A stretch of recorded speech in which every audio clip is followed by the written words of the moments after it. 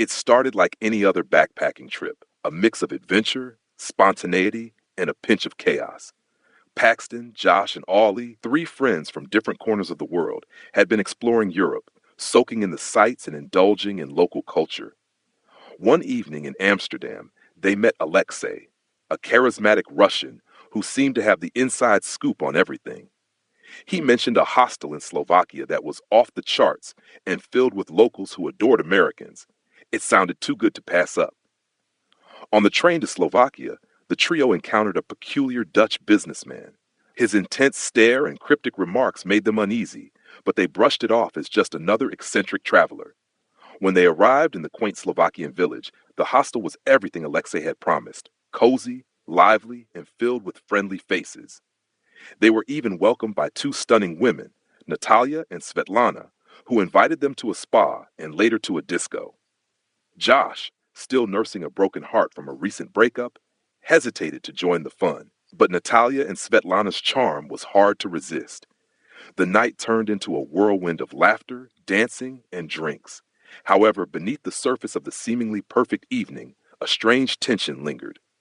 A sudden disappearance. The next morning, Ollie was nowhere to be found. At first, Paxton and Josh thought he had wandered off on his own, but when Kana, a young Japanese traveler, mentioned that her friend Yuki had also vanished, worry began to creep in. A chilling photo sent from Yuki's phone showed her and Oli near an old factory, accompanied by the ominous word sayonara. The photo didn't sit right with Paxton.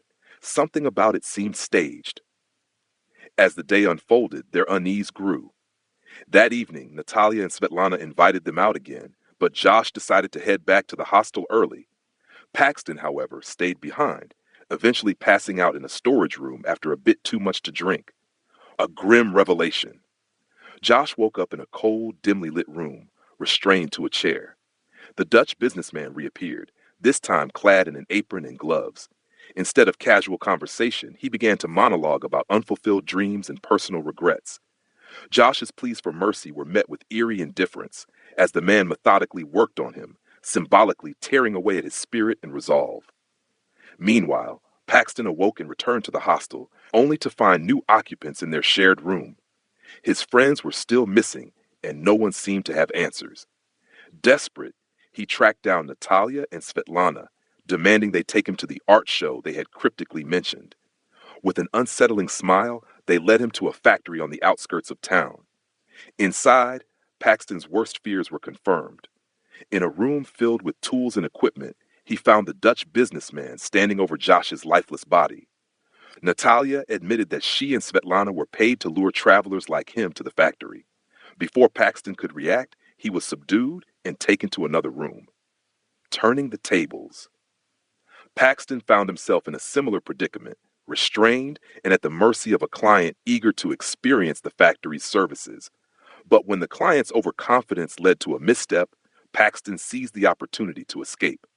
Using his wits and determination, he overpowered the man and managed to break free. Disguising himself in the attire of a worker, Paxton navigated the factory's labyrinthine corridors. Along the way, he discovered the grim reality of the operation. A secret organization catering to those willing to pay for unspeakable experiences. The factory was a chilling assembly line of exploitation, with clients from around the world participating in its twisted offerings. A narrow escape as Paxton made his way out, he stumbled upon Kana, who had also been captured. Despite her injuries, she was determined to escape. Together, they devised a plan, using the chaos of the factory's operations to their advantage. They fled to the nearby railway station, but not before a chance encounter with Natalia and Svetlana. In a moment of poetic justice, Paxton outmaneuvered their pursuers, ensuring they wouldn't harm anyone else. At the station, Kana, overcome with despair at her ordeal, made a heart-wrenching decision. Paxton, though shaken, pressed on, determined to bring the truth to light. A final confrontation. On the train to Vienna, Paxton recognized a familiar voice. The Dutch businessman was seated nearby, oblivious to Paxton's presence.